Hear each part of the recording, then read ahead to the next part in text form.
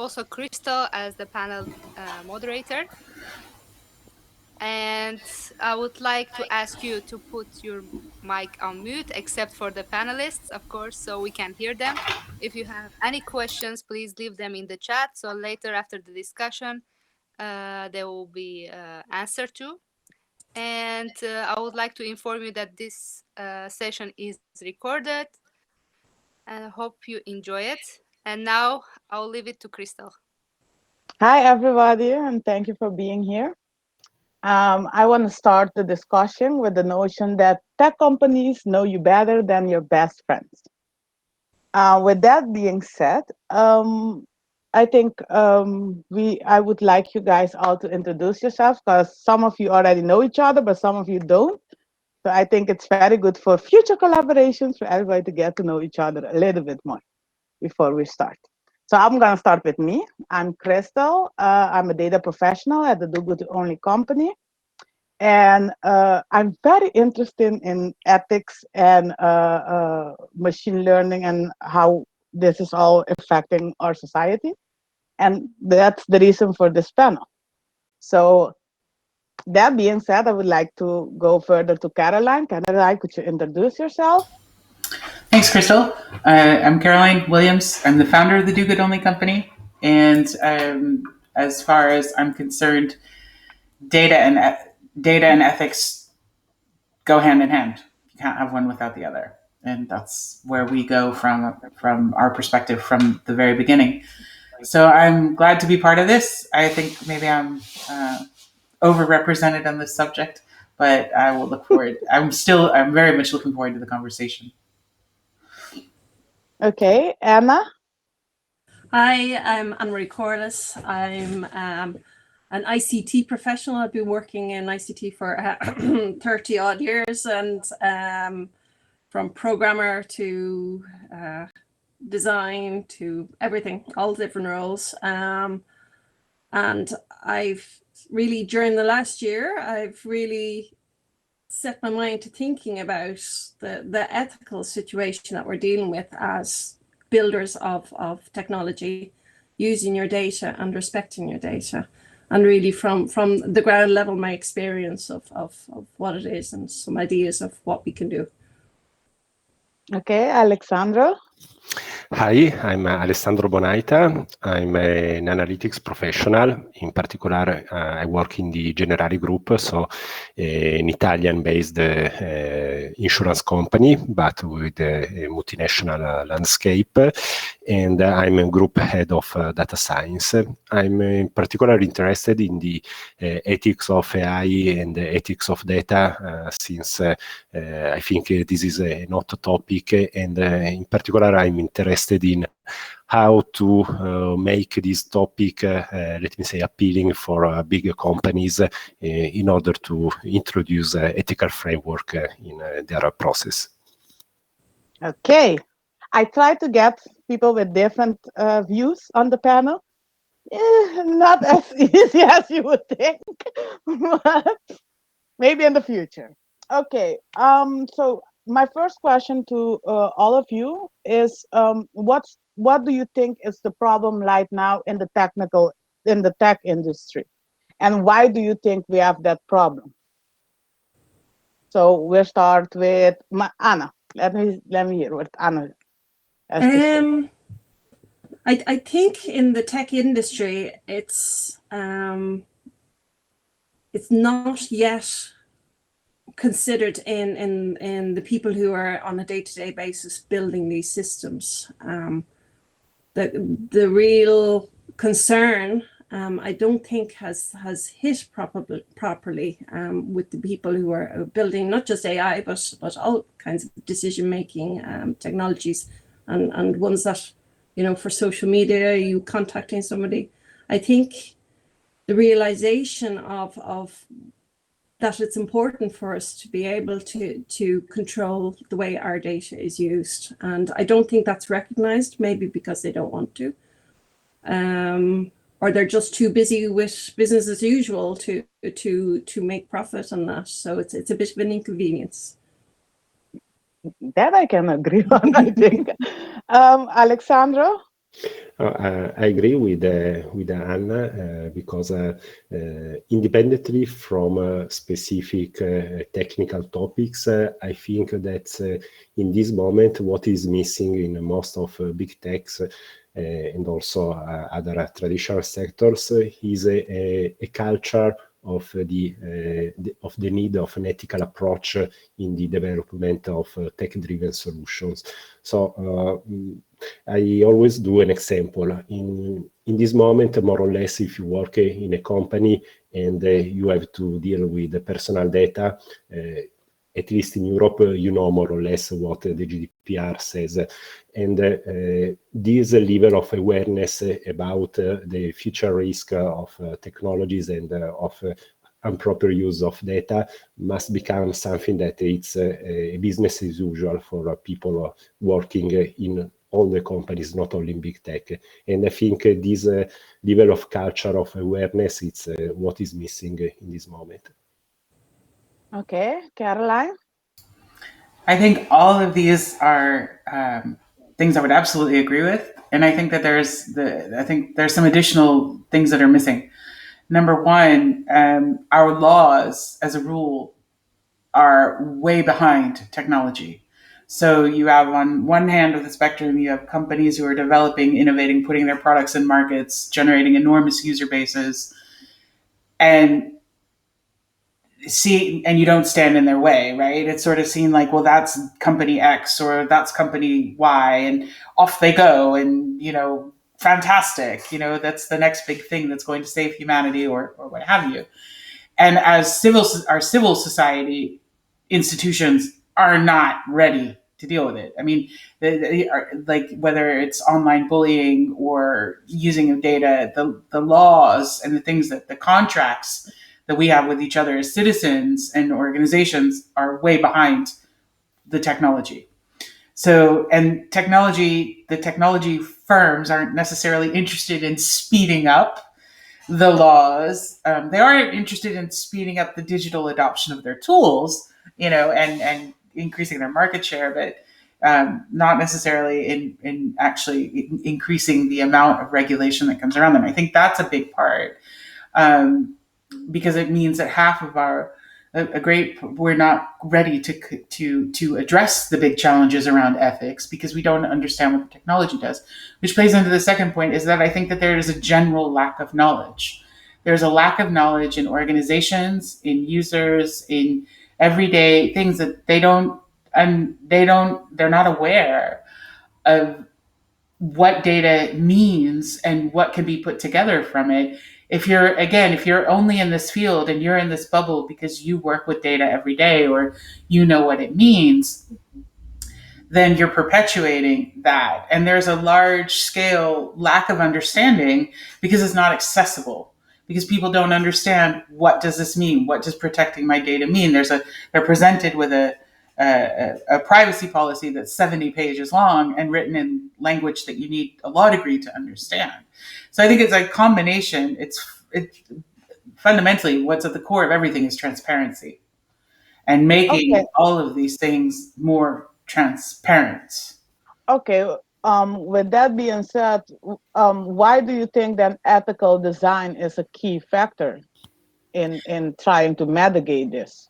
Because you should design this up front. Most often, an ethics reset or comes due to a crisis, right? It comes because an organization has had either something dramatic happen, like a huge data leakage, or something has happened. There's some moment that this was an oh shit moment, right? This needed not to have happened, and this is going to impact our value, our image, whatever, our standing in the world, what have you. And this happens because we're not asking the questions up front when we're building products or cultures, and is, what do we want to have represented? How do we want to handle ourselves? What are our worst case scenarios? What are our best case scenarios? How do we look at using someone's information? What right do we have to using their information? Just because we can build it, should we? And if you're not having some sort of dialogue around these topics at the beginning, then you're going to build what you know. And you're kind of like, well, cross our fingers that it all works out and we won't have to solve the problem later. And this is a legacy of how we've developed software and how we've developed things for years and years and years. We've followed tremendously huge methodologies that never stopped to catch feedback. And I know Anna Marie can find her way in this with me, the agile versus waterfall. We've not stopping to look at it incrementally. We're like, here's the thing, this is where we're starting, this is where we want to deliver, and then we'll just go forward without ever reevaluating. So if it's not in the beginning, it doesn't get added later. And it needs to be there. Ethics needs to be there in the beginning.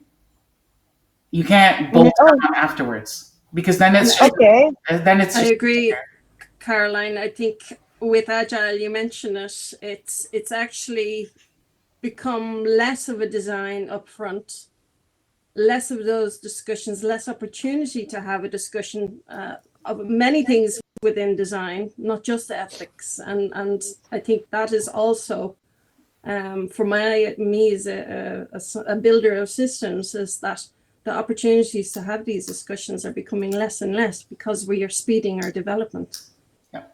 Okay, and then of course, Alexander is very busy with AI. I want to understand, because we can build ethically, let's say a model or an algorithm. But my question is, at which point have we already given that power to the AI already?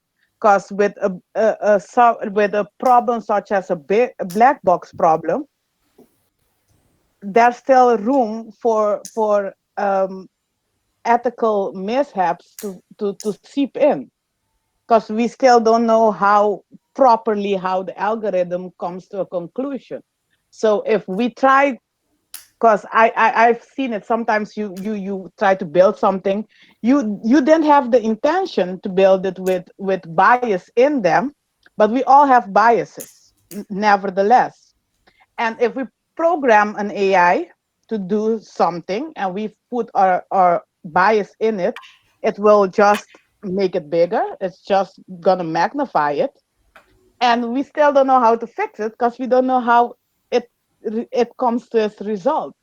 So is part of the solution to these problems we're facing also looking at how we're going to understand the AI better? Because I think right now we have a problem with understanding what the AI actually does. Absolutely, you touched several very interesting points. Let me just introduce one topic. I usually distinguish between ethics of data and ethics of AI or ethics of algorithm, because even if they are strictly connected, there are some differences. The first, there are many differences. I think the one that I think it's the most important is that when I speak about ethics of data, I speak about the human right of the data as a continuation of the human right of the persons, of the individuals, because personal data are information which are related to our own identity.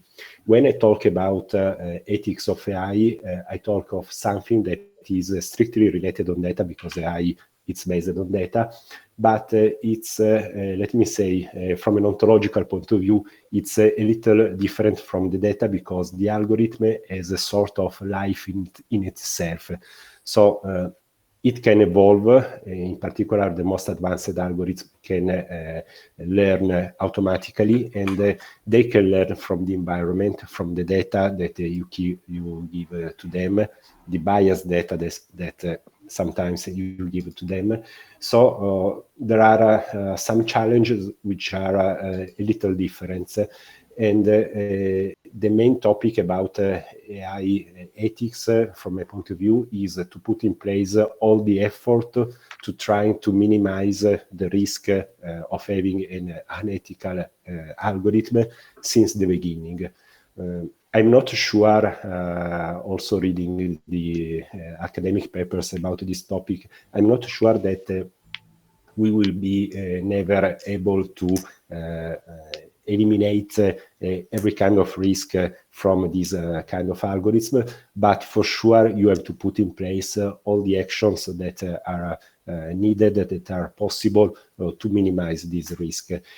And these actions are not only, let me say, methodological actions like particular statistical analysis or other kind of algorithm that can help you in explain how a black box works, but are also organizational measures that you have to put in place in the organization in order to have control and governance of AI, of their application, how they are used and how they evolve in the time. So it's a quite complex and huge topic, but I think one of the efforts that we also as a community of ethics practitioners, we must give it's the identification of key topics that can be addressed and can be in a very fast way implemented in order to start minimizing now this risk. Okay, you said it, Anna Marie said it, and Caroline said it, you all said, but no business is incentivized to implement all this ethical stuff. So at the center of it is a lack of willingness on the part of the 10 companies to do all of this. Because you can say they have like a attention economy going on, and it's providing a lot of money for them. So I would like to hear from you guys. How would you incentivize a company to do this willingly? Because if you put regulations and laws, everybody will oblige. But right now, nobody is like feeling the pressure to do so. So my question, I begin with Anna. What do you think then would be a good start to try to incentivize companies to adjust their business model? Because it's a business model issue, like you guys are saying it to me. There's no I think willingness. I'm thinking, I'm being maybe naive, but hopeful that, by having these conversations, and there are a lot of discussions, if you look on the internet about ethics and technology ethics, there's a lot of people talking about this. And I think if this can get into the mainstream where people are talking about, I want my privacy, I want my data privacy, and properly, then I think that companies will use this to distinguish themselves. And I think they will try to make this their I'm the ethical company. Now, hopefully not in a kind of a greenwashing way that they're saying. There's a But lot of that really, going on too. so in combination with the demand from us as users, but also us as the builders, the people who are building these things are also users. Yeah. We want to be able to have, if we want our data private, we should be able to ask for that. And that's my hope, that with a large enough momentum that a company will see that there is an advantage in doing this. But I think if there are the mechanisms to governance and that there are the legal things behind it, I think it's not just one prong approach, but also with people saying, I do not want my GGD vaccination data to be leaked. Data you should not have had. I don't know how many of us actually said, did you leak my COVID data to anyone? We had a leak here, Alessandro, Yes. what I'm referring to. Very quickly. And, we should really have all been up in arms with that, checking with them, calling them, saying, "Did you leak my data?" So I think we're in a process, and that's my hope. I think that's the biggest hope, is that pressure from people will be influential in this. Okay. And Caroline, you're as a a tech business owner, maybe we're one day gonna be big like Google and stuff. But what do you think would have you're already doing it, but let's say you were not, what would have incentivized you to go in the ethical direction? I don't necessarily know that there's something per se that would have incentivized me to change direction, right? Other than, if you have your risk or your crisis moments or what have you. I think one of the things that we can do, in addition to, and I'm totally with Emery on raising awareness, I think first of all we need a universal digital bill of rights for every person that walks on the planet, to stop differentiating and creating different levels of who gets what in terms of digital citizenship. And furthermore, I think we need to support initiatives and alternatives and businesses that are doing it differently. So, for example, if you look at I don't know how many times WhatsApp has gone over a privacy barrier somewhere. Finally, it reached a point that it drove the demand to go to Signal.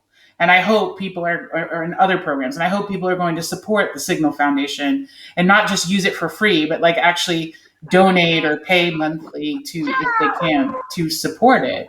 I think the logic of trying to change the status quo and hoping that it will suddenly become, I don't think you're ever going to get Google or anybody else whose primary business is data off of the model of what they're doing and reducing what they take.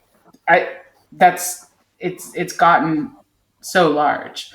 I think instead it's time for us to build an alternative movement and to build an alternative way so that people have options. So if a consumer chooses to use Google or whatever tech service X that consumes a lot of data, that's their choice, but there is an alternative. And I think that is something that we can do as individuals, regardless of where we are in society or organizations. Because it is, in my experience, it's very hard. It's much easier to build a culture and to iterate on it and get to a point where you want to go than to change your existing culture. Okay, and Alessandro, what do you feel about what Caroline is saying? Yeah, no, I agree with Caroline that the power is in the hands of the people, of the public opinion movement. If I observe what is happening in the European Union with the guideline for a trustworthy AI published by the European Commission last year, these are a consequence of some public opinion movements that, even if are not so strong as in the United States, because in the USA there is a lot of much more awareness about the effects of algorithms and privacy respect to Europe. Even if in Europe we are much stronger in terms of trying to defend the privacy. What I believe is something that can move the approach of big companies is the movement of the market. In terms of companies, public opinion is the market. And your question is really good, and I don't have an answer because I'm looking for an answer also for my actual job. But what I'm trying to do in my example is not to push only on the obligational aspects of ethics that for sure will come in a few years, but I'm trying to push companies in looking at ethical aspects as a competitive driver that if they approach now can create also business value, not only value for people, but also for the companies. And I think at the end of the day, this is the key to try to move also the companies toward this approach. It's not easy because I have to say that it's often easy to understand that if you don't have an ethical approach, in particular to data, you are exposed to brand reputational risk, sometimes also to financial risk. This is easy to understand. It's not easy to understand why we don't have to wait for a legislation and we have to move now toward adopting an ethical approach. This is the hard task from my point of view. And because one thing that struck me that you all said was users awareness. So our let's say our media literacy or data literacy or tech literacy in the common, because of course we in tech, everybody boss and talks about it, but to non-technical people, you guys talk about raising awareness, and this is a question Caroline knows. I've been really trying to understand this part of how do you raise awareness, because we have the tendency as tech people to only talk in our tech language and in our tech platforms to our tech friends. So my point is, how can we make how can we create more awareness? Because like with what happened with WhatsApp, it's the first time I've seen visibly around me that everybody went, what are they doing? Since when are they doing it? I'm like, no, they've been doing this. You guys should have been worried about this a long time ago. But okay, thank God you're on board. But then I saw that a lot of people didn't understand what tech companies actually do. So my question is, how do you start raising awareness then? Because a lot of them are at zero level of knowledge about tech and how it works. So I'll give that to Anna Marie. How do you do that? Yeah, it's difficult, and I think for myself, I'm just thinking, I like to not accept cookies. I like to go through them and say no, Take no, that no, no, extra 2 minutes no. just It's a pain in the neck. Yeah. I've got kids using the web all the time, and I have not yet told them how to do cookies, because the whole thing of the cookies, they do their best to try and make us accept all, So I think there, I'm waiting for them to have a certain amount of maturity before I can explain to them what they're doing. So, but maybe that's a fault. Maybe we should start them early, really explaining to people in a very simple way that, and again, force us, companies should be forced to have a very simple switch off my cookies, make my choice, make it clear. And that would be a very nice step.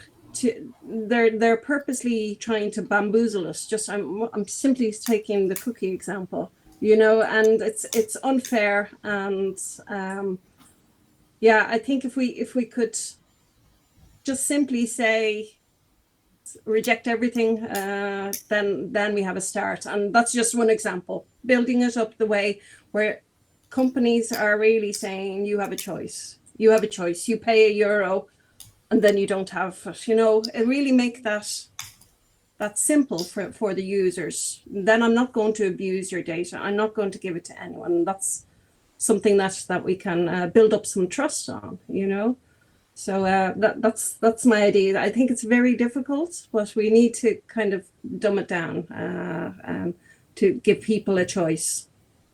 I'm with you on the cookie. I've began a new mission. If I can just get a few people aware of just taking that one extra minute to just adjust their cookie, I'm on you with it. If that's just one little thing, I'm trying one step at a time.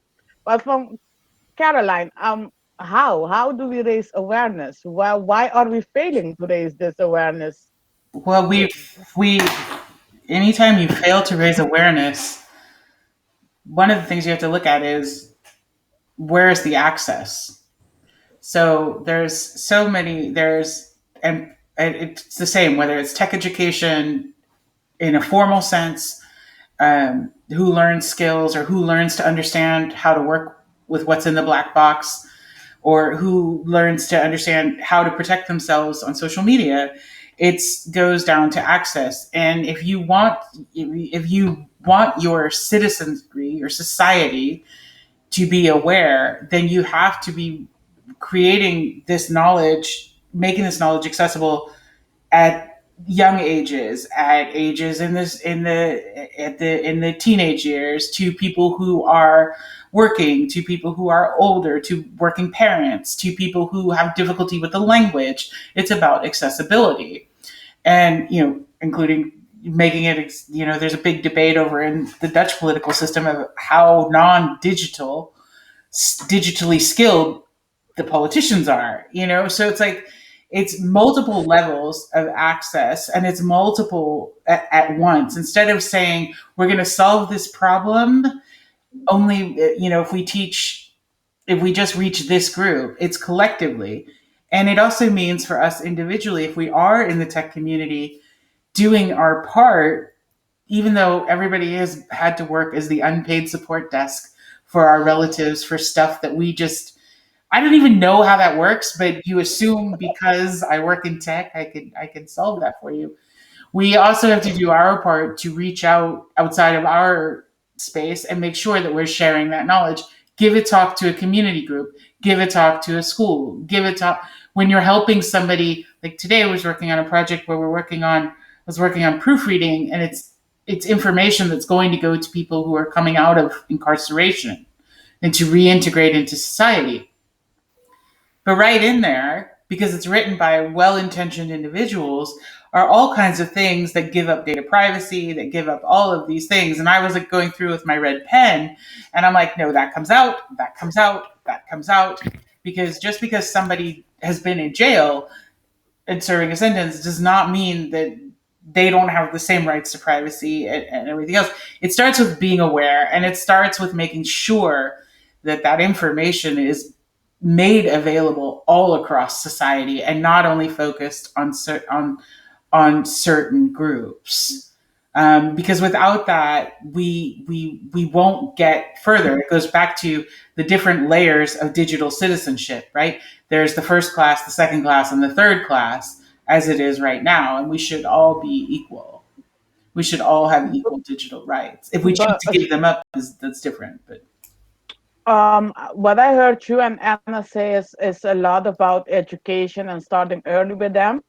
Um, I can tell you from personal experience to get schools to teach things like digital skills and digital literacy. It took me for the school of my son 2 years of constantly being on them for them to go, okay, finally, let's do this. And it was not as easy. The government was not as helpful. The school, the management organization of the schools were not waiting for that. And the reason was the teachers didn't understand right, what it was. right, and that's where it So goes back to that. yes, and when it came to that, I tell them, okay, so that's the problem. You guys don't know it, and you're afraid to teach it. The And that's solution is get somebody that knows it. There's a million of people out there eager to teach these children the right thing. But that's what I'm saying. It's sometimes it's there. People don't know enough of it, so they don't want to try it. And like with this whole corona and studying from home, and I've really seen that the teachers are really not up to it yet to be teaching digital skills. But shouldn't there come an initiative like from the government to implement this system then? But And it's that makes it mandatory but that this is schools teach this. right. But here's where we're stepping away from. It's one person's responsibility, one organization's responsibility to get us to this point, and it's not. It's collectively our responsibility. So this is where you need to have. This is where if you put everything on the shoulders of one party and expect that to be self-managed or self-regulated or come to a solution, that's not going to work. This is why you need the multiple layers of access. So you need education and awareness for in people who are in the education, people who are in healthcare, business people. I can't tell you how many business people there are who don't feel comfortable in this area. To policy and government makers, to government public servants and employees, to children. It's collectively. It's understanding that it starts with understanding the concept that if people don't have access to the information, it won't go further. Okay, okay. But if oh yes, we have to do this collectively. But again, the incentive, nobody's really getting the incentive. Although in this Corona time, the government is trying to get more digital people. I don't. I can't say if I agree with that approach, but okay, they're trying. Another thing I would really want to know from all of you guys too is we want to start teaching. We think starting teaching kids this at a young age will be beneficial, but the flip side of it is things like social media are doing real damage to the youth today. So how do you balance that tightrope? Because they are already digital. My son can do stuff at that age. I didn't even have a computer. He can do it.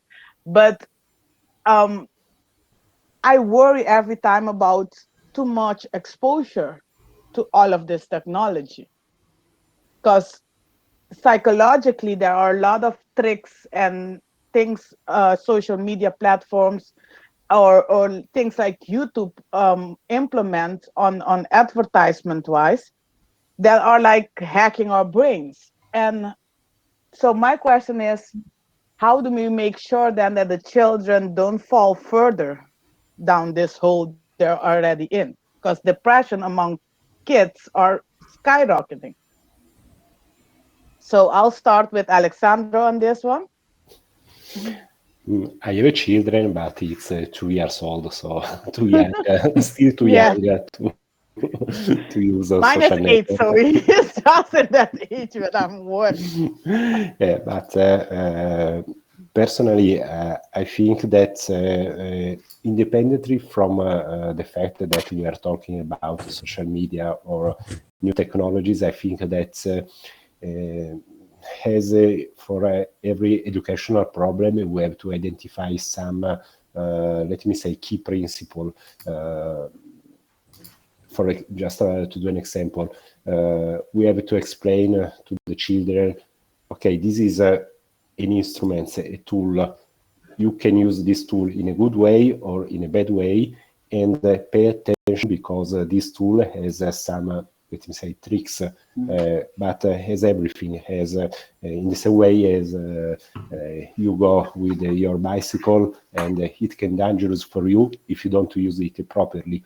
So I think it's not easy. It's also the job of a father, of a mother, to teach to your children to identify the best way to use every kind of technology or other stuff. And to do this, I think also you have to be crystal clear in saying sometimes behind some tools, some toys also, there could be another interest. There could be someone else that is interested in in something that could be not the things that you are interested to.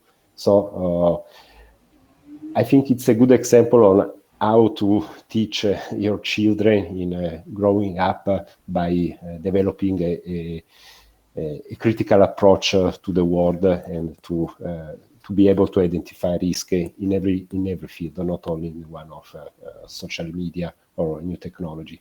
It's not easy, for sure. Okay, Anna? Yeah, I think you hit the nail on the head when you said that people find it hard to explain. It's very hard to explain that, the web is dangerous because it's so much fun, and it's TikTok and it's dancing and it's really a lot of fun, and they see that. And so, as Alessandro says, you have to teach them to be safe. That's your job. But it's not only for the kids; it's for us as a society. Being aware that, in the same way, we need the petrochemical world. We use plastics. We use things like that. We've kind of bought into that, but we're realizing now the consequences. Yeah. 40, 50 years down the line, probably longer, was that we're seeing the consequences of those industries. Social media and this kind of AI in our world is only in the last decade or so we're really experiencing this. So for me it's a good comparison, that it's something that can bring a lot of good, but that you have to be aware of it, and having the language to tell people at different levels how to be is a skill, and it's something that we have to build. To be able to explain, rather just say there's a boogeyman out there. It's not a boogeyman. It's something that will have, and I think maybe it's making your data valuable to you. If I have medical data, I don't want it out anywhere. Everybody knows you don't let your medical records go anywhere. You know that. Yeah. It's intrinsic. Somewhere along the way we've been told not to keep our medical stuff private.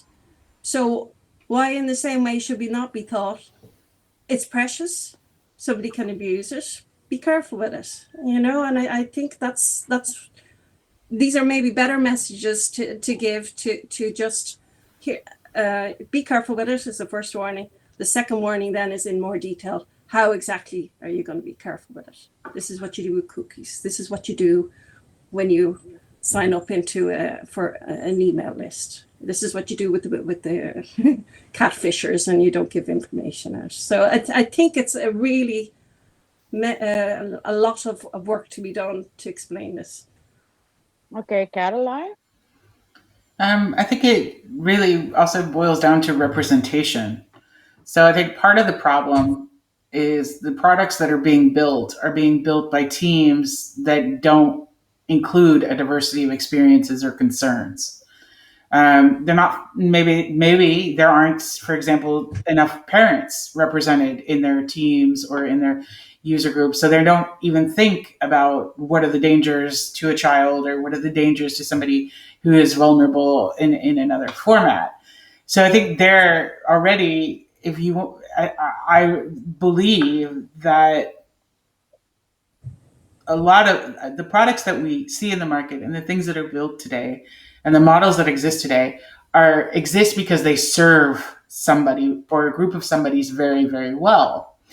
And if we want to change that and we want to raise more awareness and we want to place more impact on the human in the human technology interaction, then it comes down to who also is building the products and standing behind what we're using and thinking about that.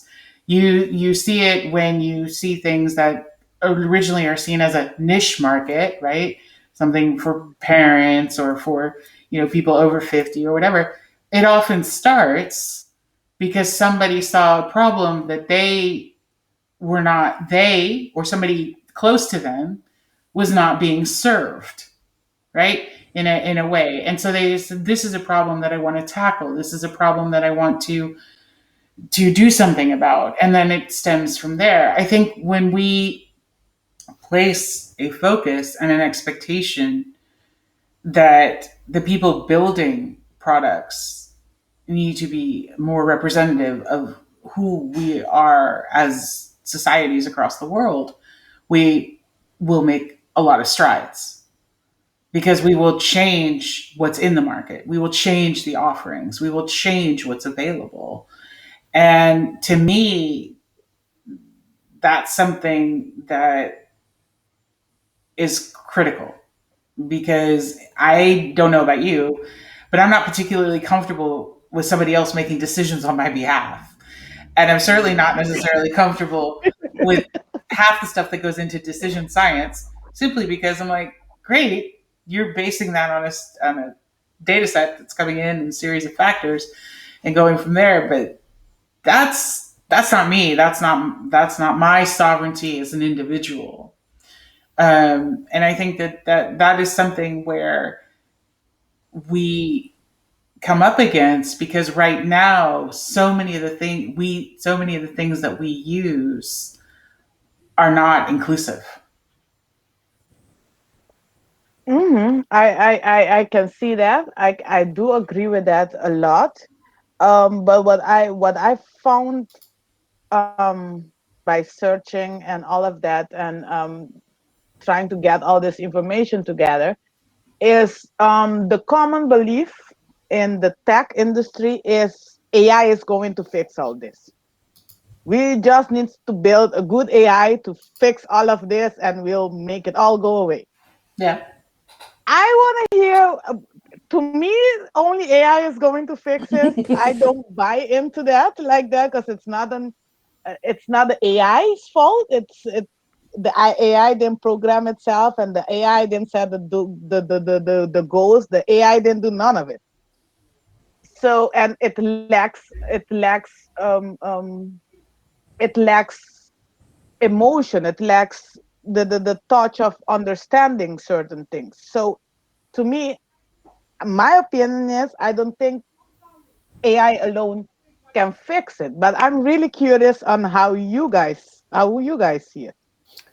If I can, Alexander, yeah? yes, I totally agree with Caroline about the importance of the diversity in the team of not only of AI developers, but also in the team of business decisions team. Just to do an example, in my team, I have even if we are an Italian-based company, I have 50% of the people which are not Italians, also from Asia, from Africa. So, and I think this is a really good value for my team. And also in terms of age and gender. In terms of gender, we have 50% of male and female. I think this is a precondition to, as we said before, to trying to minimize the risk to have a fixed opinion also when you develop a solution based on AI. I personally believe in the importance of the discussion between people. I never take a decision before having discussed it with my team or with someone else expert, because I really believe that the discussion creates new value, and you cannot have a real proficient discussion if you don't have diversity, because otherwise someone says, I see this green, all the others have the same opinion, and you will go on painting green your walls. So I think the diversity is very, very strictly connected to the topic of an ethical approach in AI, because it's the precondition, as I said, to develop something that could take in consideration also all the possible aspects and all the possible also negative effects of a certain solution. Okay, Emma? Yeah, I think that's we can AI is what is built. It's even though the self-learning AI is one thing. If it's not learning the right thing, there are alternatives. You can use taught AI. It's I think they can reach the same goals. So there, you have to make sure that the technology that you're using is and people need to be taught how to test for ethics. They need to be taught how to design ethically. They need to, critical design. It may slow things down, but at the end of the day, if it creates a better solution, then it's more valuable. And I think that it's going to have to change. When you go to university, you learn to do software engineering. You learn how to design things. You should be taught how to judge things, how to evaluate things, because there used to be people making decisions in organizations. There used to be the bias came from people, but now you're building it into the system. So you have a responsibility as a builder of those systems to deal with that, and understanding your responsibility should be something that is taught when you're educated. And then it's something that also needs to be in the methodologies that you're using. If you're using Agile, if you're doing those moments in which you assess the features that you're going to build, that you also have that discussion about, okay, what happens to the data here? Who gets to it? And I think those steps, now they're strange. Now they feel cumbersome. But once people start doing it, it becomes normal. And it should be normal. And having the diversity, people asking the different perspectives to ask those questions is naturally part of it. Yeah. If I can, Yeah. sorry, there is one point that Anne-Marie said, that in this moment there is the impression that putting into the business process an ethical checkpoint it's something that can slow down the process. I think this is not true. In the sense, the impression is this one, but it's not true, because in this moment I don't want to say we are in a far west situation for AI, but we are in a situation in which, okay, I have to develop a solution for this. Okay, let's start. Take the data here, develop the model. Okay, put in production. Okay, and then only after you start observing. But there is this problem. Now I didn't thought about this other problem. So taking the time at the beginning to think to all the possible risks that you can face, at the end of the day, it means to speed up the total process, also from a company point of view. And Caroline? I think that it starts with never stopping asking questions. So revisiting whether you revisit. Somebody's having a really good That is, somebody, if you guys can, somebody mute their mic. So what I was going to say is, I think it really it stays around. It centers on continuing to ask questions, never accepting that the decision that you're making, the data is it's that the machine is making the decision, right? It's always having a human in the loop, and preferably more than one to to deal with certain other things.